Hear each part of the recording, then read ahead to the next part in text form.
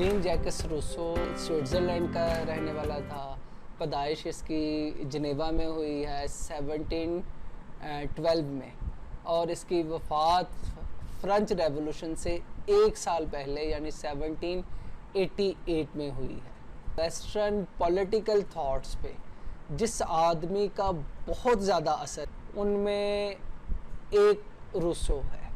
मौजूदा जमहूरी निज़ाम अगर हम देख लें तो मौजूदा जमहूरी निज़ाम में रूसो का कंट्रीब्यूशन बहुत ज़्यादा। मॉडर्न वेस्ट को समझने के लिए जिन जिन लोगों को समझना और पढ़ना ज़रूरी है, तो जॉन लॉक के साथ दूसरे नंबर पर रूसो की शख्सियत है।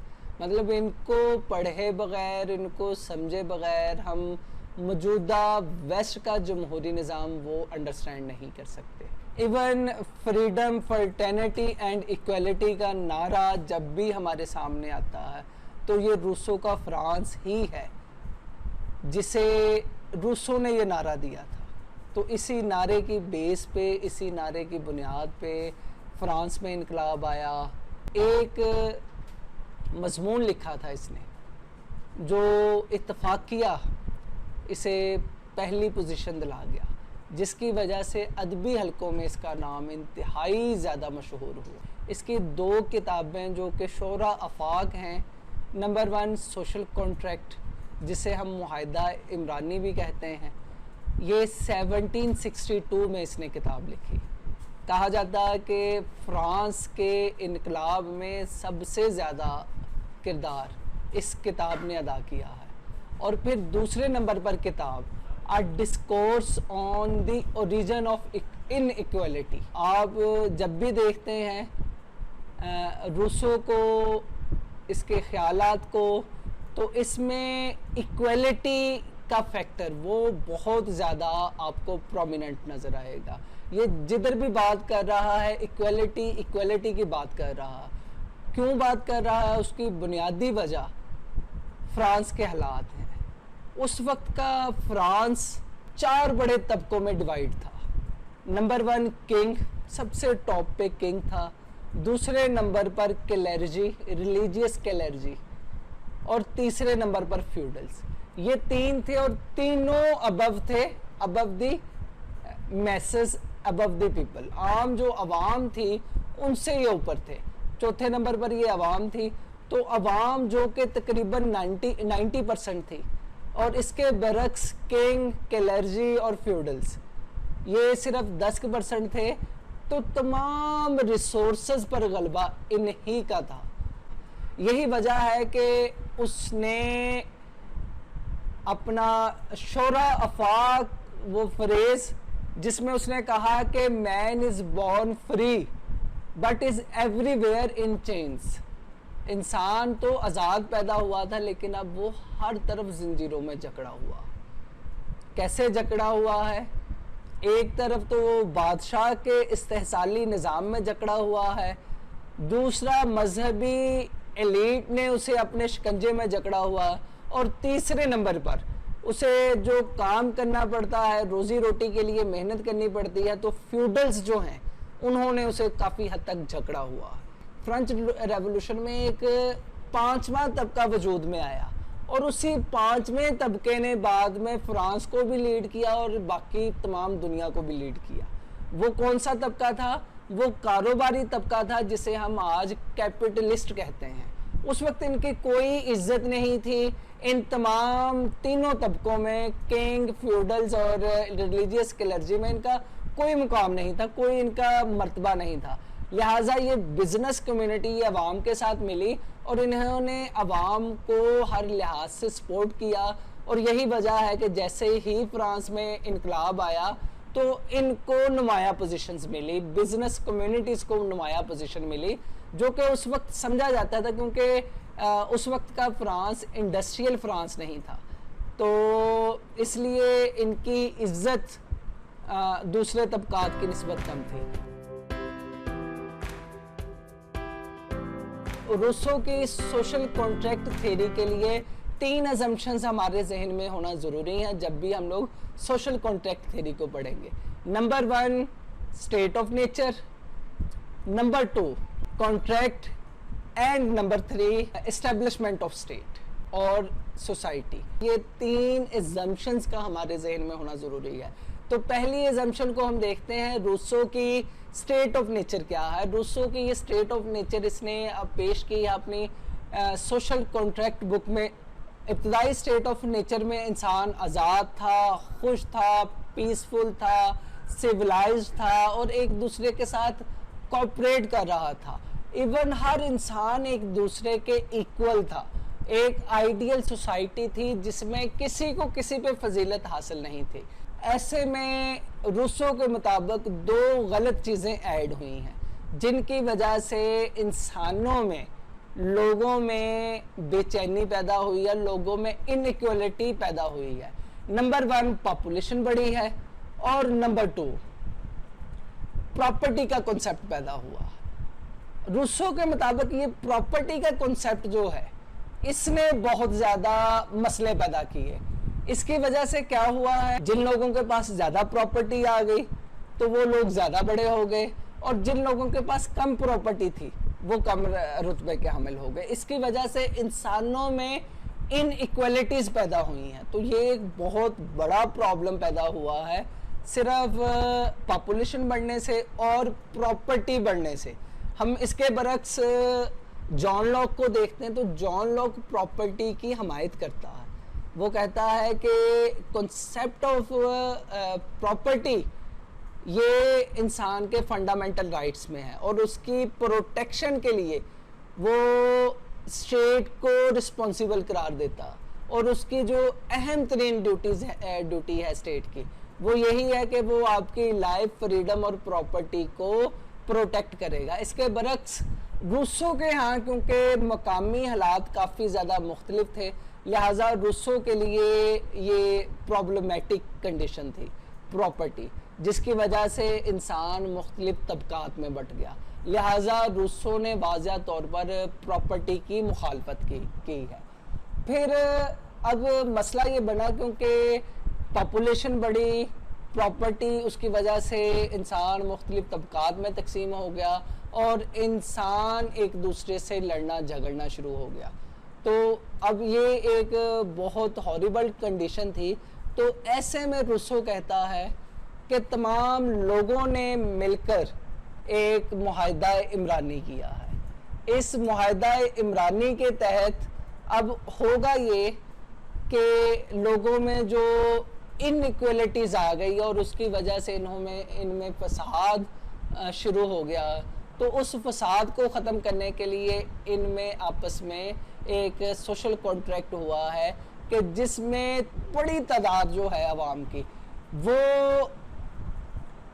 अपना रूलर मुंतखब करेगी और रूलर का जो काम होगा वो यही होगा कि इंसानों में ये जुल्म सितम है, इनइक्वालिटीज़ है, इनको मैक्सिमम लेवल पर कम किया जाए, ख़त्म किया जाए। तो ये अवाम की, हुक्मरान की ये बुनियादी ज़िम्मेदारी ठहरी। तो ये एक एग्रीमेंट हुआ और उस एग्रीमेंट के तहत इस्टेब्लिशमेंट ऑफ स्टेट और सोसाइटी हुई, यानी कि सोसाइटी वजूद में आई जो कि इक्वल थी, जिधर हर लोग एक दूसरे के इक्वल थे और अमन व अमान से रह रहे थे। इसमें रूसो की एक बड़ी अहम थ्योरी है, वो हमारे सामने आती है। रूसो के मुताबिक हर इंसान के पास जो सबसे अहम तरीन चीज़ है उससे छीनी नहीं जा सकती, यानी उसका फंडामेंटल राइट है, वो उसकी असल में फ्रीडम है। फ्रीडम को कर्टेल नहीं किया जा सकता। जब हम इनइक्वालिटी का कहते हैं तो इट्स मीन फ्रीडम, कि आप एक बड़ा आदमी, एक बड़े तबके का आदमी छोटे आदमी की फ्रीडम को कर्टेल कर रहा होता, उसे अपने मुताबिक चला रहा होता, बेसिकली उसकी विल को उसने कंट्रोल किया होता। अब ये उसकी जो इंडिविजुअल विल है ये रूसो के मुताबिक सबसे ज़्यादा अहम है।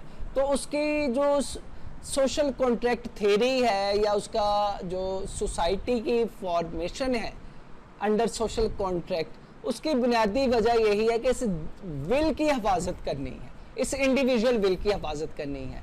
तो उसके लिए अब कॉन्ट्रैक्ट तो फॉर्मेट हो गया, लेकिन रूसो कहता है कि ये इंडिविजुअल विल तो यहाँ पे प्रोटेक्ट हो जाएगी, लेकिन आगे एक छोटा सा प्रॉब्लम होगा। प्रॉब्लम ये होगा कि इंसानी मामलात जो हैं वो दो तरह के हैं, एक जिसका ताल्लुक इंडिविजुअल विल से है और दूसरा जिसका ताल्लुक कलेक्टिव विल से है, जिसे हम जनरल विल कहते हैं।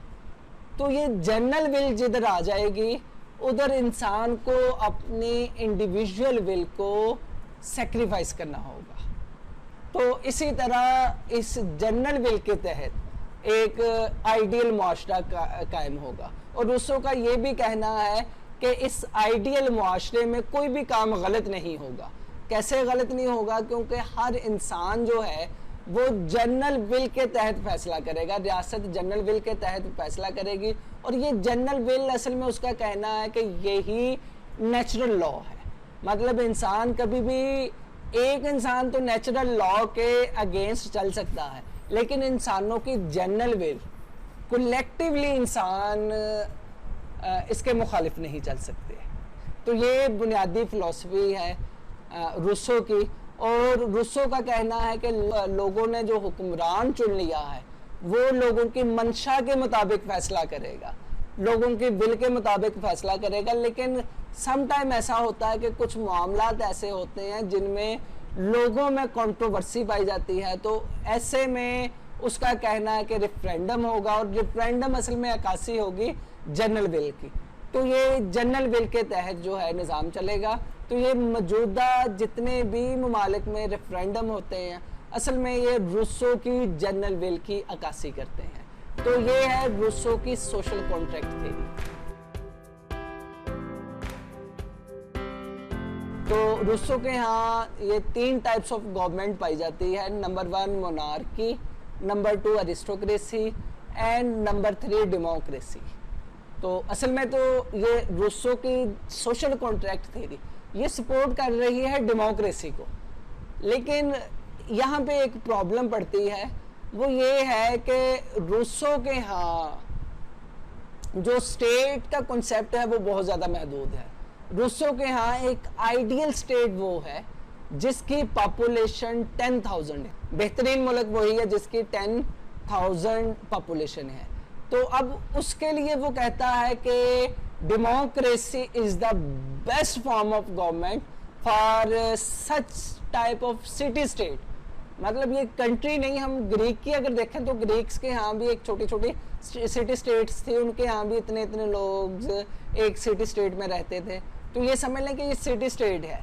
अब इसके रूसो के यहाँ अगर रियासत बहुत बड़ी है, हुजम में बहुत बड़ी, जैसे आज के रशिया जितनी है या आज के अमेरिका जितनी है या आज के चाइना जितनी है, तो रूसो के मुताबिक ऐसे स्टेट के लिए monarchial system the best system है। और अगर रियासत दरमियाने साइज की है तो यहाँ पे वो कहता है कि ये सेमी सिस्टम चलेगा, मोनार्की प्लस उसमें अवामी राय, ये दोनों मौजूद होगी। जबकि डेमोक्रेसी वो बिल्कुल वो कहता है कि ये फिजिबल है छोटी स्टेट्स के लिए, बड़ी स्टेट के लिए वो बिल्कुल इसे गैर कारआमद करार देता है। वो कहता है कि ये बिल्कुल यूज़फुल नहीं है जो बड़ी स्टेट्स के लिए डेमोक्रेसी। तो इसी तरह हम देखते हैं थॉमस हॉब्स भी डेमोक्रेसी के खिलाफ था, प्लेटो भी डेमोक्रेसी के खिलाफ था। तो अंदाज़ा करें कि ये वेस्ट के इतने बड़े बड़े फिलोसफर्स ये डेमोक्रेसी के खिलाफ थे। मतलब रूसो के आइडियाज़ ने जो असर डाला है वो सबसे ज़्यादा आप फ्रांस पे देख सकते हैं। फ्रांस में फ्रेंच रेवोल्यूशन आया, बाद में वेस्ट में बहुत ज़्यादा तब्दीलियाँ आई। वेस्ट में सिर्फ फ्रांस की ही वजह से एक तो पूरा यूरोप उसमें एक बेदारी की लहर पैदा हुई कि हम लोग जो बादशाही निज़ाम के नीचे झकड़े हुए हैं, तो हम भी फ्रांस की तरह बादशाही निज़ाम को ख़त्म करके डेमोक्रेटिक सिस्टम को इंट्रोड्यूस करवा सकते हैं। और फिर इसके साथ साथ फ्रांस में एक नेशनल स्टेट वजूद में आई, और इस नेशनल स्टेट ने यूरोप पे बहुत दो रस असरात मुरतब किए। तो ये नेशनल स्टेट जो कि असल में कॉन्सेप्ट दिया था माकियावेली ने, तो उसकी इम्प्लीमेंटेशन जो है वो फ्रेंच रेवोल्यूशन के ज़रिए हुई और पूरे यूरोप को जो प्रैक्टिकली नेशनलिज्म की सिग्निफिकेंस का अंदाज़ा हुआ।